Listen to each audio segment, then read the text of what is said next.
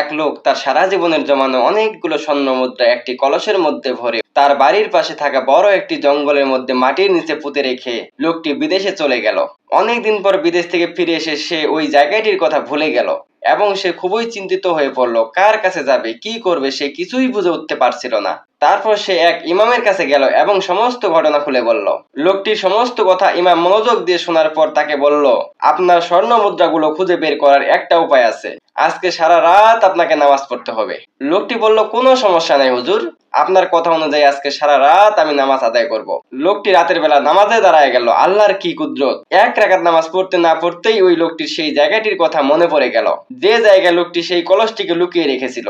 লোকটি কোন রকম 2 রাকাত নামাজ শেষ করে একটা কোদাল হাতে নিয়ে জঙ্গলের মধ্যে দিয়ে সেই জায়গায় চলে গেল।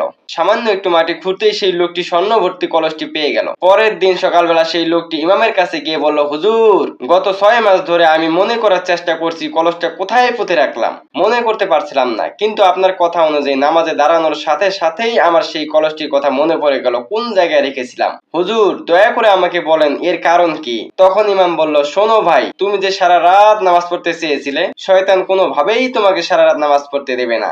ওই শয়তান নিজেই তোমাকে কলসটার কথা ভুলিয়ে দিয়েছিল যাতে তুমি বিপদে পড়ে আল্লাহর কথা ভুলে যাও। যখন তুমি সারা রাত নামাজ পড়ার সিদ্ধান্ত নিয়ে ফেললে, তখন শয়তান চিন্তা করলো তুমি যদি সারা রাত নামাজ পড়ো তাহলে তো তার অনেক লস হয়ে যাবে।